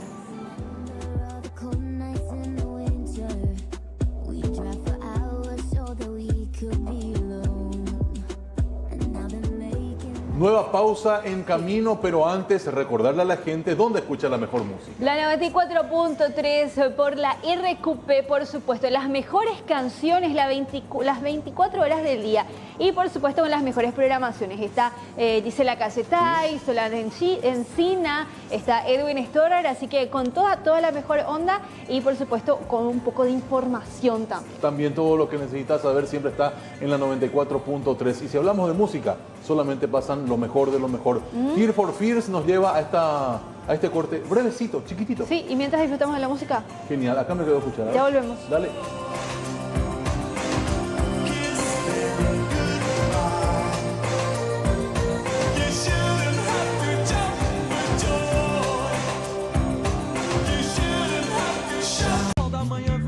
Estamos a 19 minutos para llegar a las 17 en todo el territorio paraguayo, ya en la parte final de A Poquito en Tarde Noticias.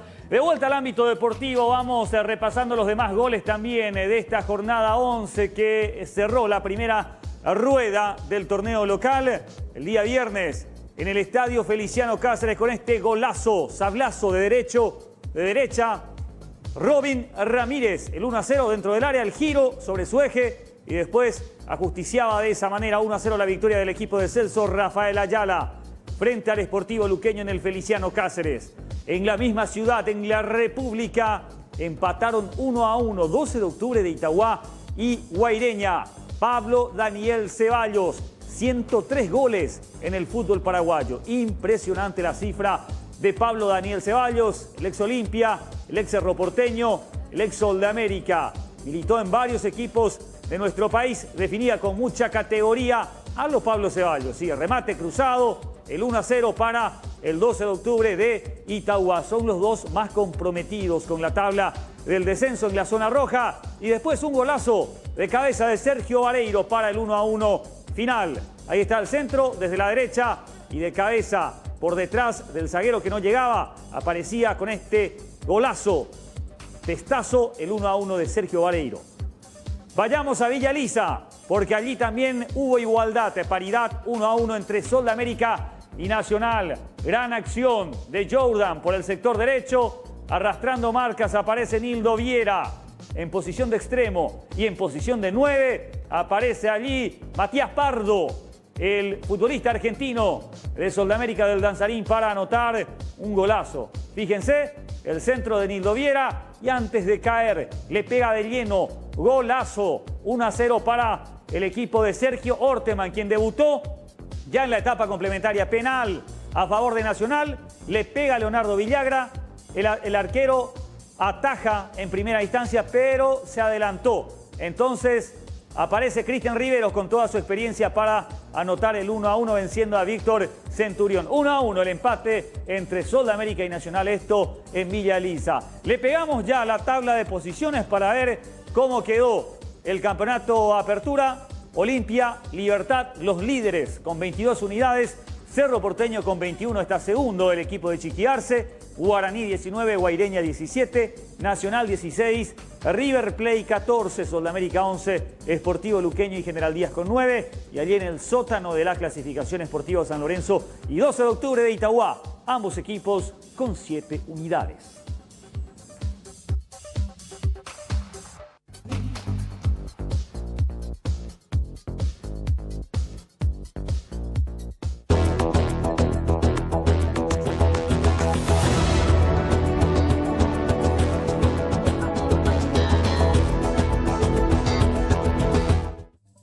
Internacional y tenemos que irnos hasta Argentina y estas imágenes de circuito cerrado, realmente indignante, un hecho terrible se vivió en pleno Quilmes durante la tarde del domingo. Un joven que había salido a dar una vuelta por el barrio de la mano de su hijita fue asaltado por dos delincuentes que lo amenazaron con un arma blanca y le robaron el teléfono. Todo el hecho fue ocurrido frente a la menor. El hecho ocurrió en el cruce de las calles Ilianes y Uriburu, cuando Maximiliano, de 26 años, paseaba por la vereda con su hija de 4 años. Se acercaron dos hombres con barbijo y de manera repentina acorralaron al padre y a la niña contra una reja de una de las casas. Uno de los dos asaltantes sacó un cuchillo y le pidió el teléfono celular. La víctima entregó su teléfono y los delincuentes salieron corriendo por una de las calles. El hombre, la víctima del robo, llamó de inmediato al 911 desde donde se dio aviso a todos los móviles que circulaban por la zona. De tal manera, una patrullera interceptó las calles en la zona donde se encontraban los jóvenes corriendo y cuyas vestimentas coincidían con la descripción que había aportado la víctima. Efectivos de la comisaría de Quilmes detuvieron a los sujetos que tenían en su poder el mismo teléfono celular de la víctima y se procedió a la detención.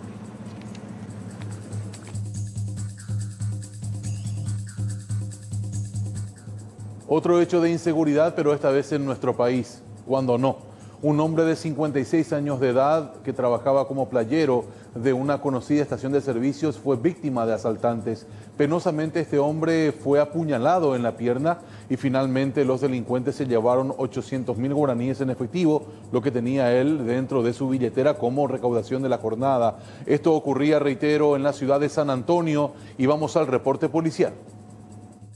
Entre la 1:30 de la mañana se apersonó una persona de sexo masculino de aproximadamente entre 20 a 25 años, en las cuales supuestamente le exigió para que le cargue combustible en una botella al playero, ya que se negó a darle en ese botellón, en las cuales ahí le pidió su billetera quitando un cuchillo, y por esa razón le dio la billetera el playero, y a raíz de eso, al darse la vuelta al playero, le clavó con el cuchillo en la parte de la pierna, lado derecho.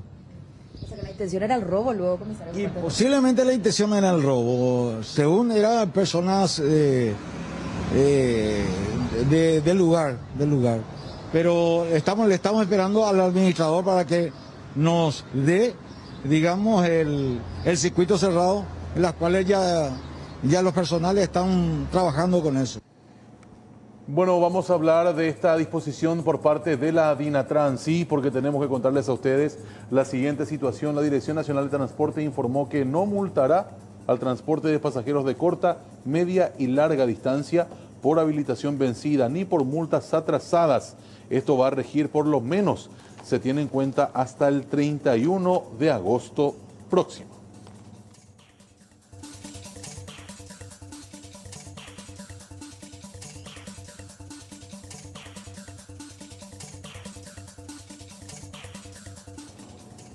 Un caso positivo en una de las oficinas del Infona y por eso van a una cuarentena preventiva. La oficina del Instituto Forestal Nacional, ubicada en la ciudad de San Lorenzo, va a permanecer cerrada hasta el próximo martes 4 de agosto. Esto como medida preventiva ante la confirmación de un caso positivo de COVID-19 en un funcionario de la dependencia. A pesar del cierre de la oficina, los trámites podrán realizarse vía online, ya que se va a aplicar la modalidad del teletrabajo.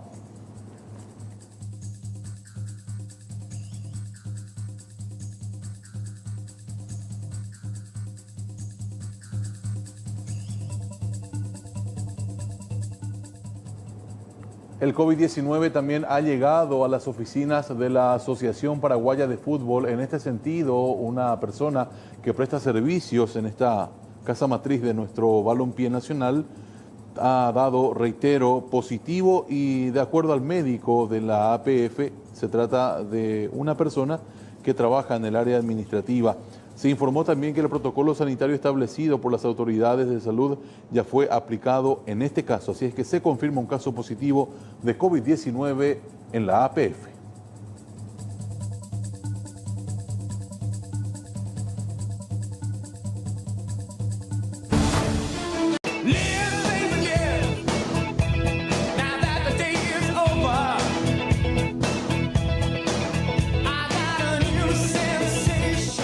Nuevo bloque de Tarde Noticias y vamos a seguir hablando de hechos de inseguridad. Esta vez lo que ocurrió en una despensa en la ciudad de Villa Elisa es la prueba latente de que los delincuentes están ganando la batalla. Llegaron de esta forma, con tapabocas puesto, ellos preguntaron por algún que otro producto, pero de forma ya prácticamente instantánea, uno de ellos se abalanzó sobre la dueña de este negocio y terminó llevándose la recaudación de la jornada. Reitero, un circuito cerrado ha captado parte del actuar de estos hombres que han llegado a bordo de un automóvil y actuaron con extrema violencia. No hizo nada, gracias a Dios. Pero nada. Se llevaron dinero. Se llevaron dinero, moneda, caja de moneda. Hay un cartón de moneda. Sí. Tiró todo, revolvió. Pero ¿y llegaron en automóvil, señora? No, yo no le he visto, no, si yo estaba acá. Y creí que eran empanaderos que vienen a llevar al albañil. Y ahí le dije, señor, pero ahí ya vi el otro que sacó el arma. Y ahí yo me quedé ahí. Ya no me moví, y ahí me dijo, fuiste y ahí ya se dio la vuelta acá y todo tirado, todo desastre, revolvió. Revolver tu teléfono y acá mi línea baja, pegan un mundo y vicena, bebé papo y tapado. Ese nomás, yo no tengo celular. Tiraron todo el celular. Sí, mi música cristiana ahí estaba todo volumen. ¿Entre cuántos entraron, señora? Tres entraron adentro. ¿Y afuera le esperaba un automóvil? Se ve que ellos vino caminando, estaban viendo en la cámara. Que vino caminando, ahí se ve que se puso su tapabocas, ese ya viste a través de cámara. Y el auto ahí le esperó. ¿Tiene circuito, señora? Sí, ya está, ya tiene todo. El susto. Mi marido tiene artrosis que ya no se mueve. Me dijo, tu marido. Y le dije, él está postrado, él no hace nada. Y le abrió, que abrió y entró y ahí le dijo, puitaite. Y mi marido, sí, tengo que haber muy voy. Y está el ropero todo vacío. ¿Entraron también hasta allá, señora? Entró también. Él yo toqué mi alarma. Y le dije, mi hijo tapejó, se me buscaron acá, vienen toditos mis hijos, toditos de afuera. Yo toqué mi alarma. Ya en nombre de Dios. Porque otra cosa, no, mira, me salió eso. Sí, que yo llamé a mi hijo y que de afuera. Y ahí, hay gente acá y ahí voló. Y dejó la caja ahí que está cargado de whisky y uno del grande el que llevó. ¿Y eso ellos, sí. Se me han ordenado y mí. Ama, en la caja de la tupa, ven aquí, eso no se con muy vivo y le dijo. Se con muy vivo y se yucara y tetas, plátano y pori. ¿No se hicieron pasar por cliente directamente? No, ya directo. Yo cuando entró el primero, le dije, señor, ¿cómo vino ahí? Ahí ya visto el otro ahí. Su pistola, ahí ya me paré delante de mi congelador que me oriné todo. Ahí yo me quedé quietita y le ayudé la caja de moneda a descargar. Él abrió su mochila y yo le descargué la caja de moneda. Y mientras los otros ingresaron a la tienda. Sí, mi hija no trabaja conmigo, pero después a la noche se va en su casa, ahí ya he visto el alarma ahí. Ahí yo ya me quedé acá. Yo me quedé totalmente acá. ¿No te resististe? No, ahí está la caja, abrió la caja, vació, llevó todito, vuelve la mía y acá mi caja, este cartón de moneda, ¿ves? Que lleno de moneda, ahí de millones. ¿Tiraron a su paso todo? No, tiró, ese yo le agarré y le dije, abrí tu mochila. Y abrió su mochila y le cargué, yo le ayudé a cargar la moneda. ¿Fuego tenían ellos? Sí, tenía pistola. Pistola, no sé, yo no conozco de arma, pero gris grande así era. Acá, un oscuro negro o no sé, pero... eso lo cuando yo vi, eso yo ya me quedé. Dijo, mientras cometían el asalto, solamente pedían el dinero. Ese acá, y dinero, mola plata, por eso lo que tiró todo no hay pori. Esa cosa, señora, era coger la cama. Llegó almacén y le dije, llegó almacén y a pagar, a deber, con la mercadería, porque... Desesperación, impotencia, susto, evidentemente es muy entendible todo lo que le ocurría a esta señora en un choque de emociones en esa entrevista con Judith Colexa. Es una verdadera pena realmente de que personas trabajadoras sean así de perjudicadas. Este vehículo que estamos observando aquí a mi espalda fue el utilizado para el atraco. Gente, este vehículo como el que se utilizan en la mayoría de los asaltos ha sido robado. Esto se ha denunciado también en su momento en la comisaría zonal y por fortuna también el vehículo pudo ser abandonado y de esta manera las propietarias o la propietaria en este caso de este rodado pudo reconocer su móvil y ahora está a la espera de la entrega del mismo por parte de la Fiscalía. Vamos a las notas respectivas a este hecho del hallazgo del vehículo y la ubicación de la dueña. Le agradecemos demasiado a Dios, ¿verdad? Porque no es lo tanto el vehículo, sino que el susto, ¿verdad? Y con la ayuda de Dios que conseguimos traer, porque ella es una persona muy sacrificada. Pero bueno, gracias a Dios. Eso lo mismo le robaron. De la casa, de frente mismo nuestra casa. Ella entró así, como iban a viajar, y después sus hijos iban a viajar con él, y le dice, ¿dónde te va Nicolás? Y ya vamos a ir, no le dijo. Y gracias a Dios el bebé de 2 añitos se bajó nomás detrás de ella. Y ahí ya en un segundo llevaron. Y esperemos que no le pase a otra persona. Sí. ¿Cómo se enteraron ustedes que el vehículo se encontró acá? ¿Trae las noticias? Sí, las noticias a través de los canales. Nos avisaron el viernes a las 9:30. ¿Exactamente qué zona de Capiatá? Kilómetro 20, ruta 1, Posta Duicua. ¿De tu hermana? De mi hermana. Pero entonces es un hurto, llevaron del frente de la casa sin que nadie esté adentro del vehículo, de tu familia. No, nadie no estaba, solamente que entraron y llevaron. ¿Ya no encontraron más cuando salieron entonces? Sí, vimos cuando llegó, sí, estábamos toditos ahí enfrente, yo vivo al lado, mi hermano vive enfrente. ¿No amenazó a ustedes? No, nada, ni nos vimos quién llevó ni nada, Solamente que ya... Al momento en que se iba, ¿ustedes se percataron? Y sí, estábamos el auto estaba a la mitad de la casa, ¿verdad? Afuera y la mitad adentro porque iban a viajar, ya solamente faltaba alzar un bolsón y irse. El portón prácticamente agarraron. El portón. ¿Están pagándote ya el vehículo, señora? Ay, no, eso ya no sabría decirte, solamente mi hermana. Bueno, lo bueno es que recuperaron. Sí, muchísimas gracias. Bueno, ya nos vamos, está el noticiero central ya en camino. Sí, nosotros nos vemos mañana. Hasta mañana. Adiós. Cuídense. Chao.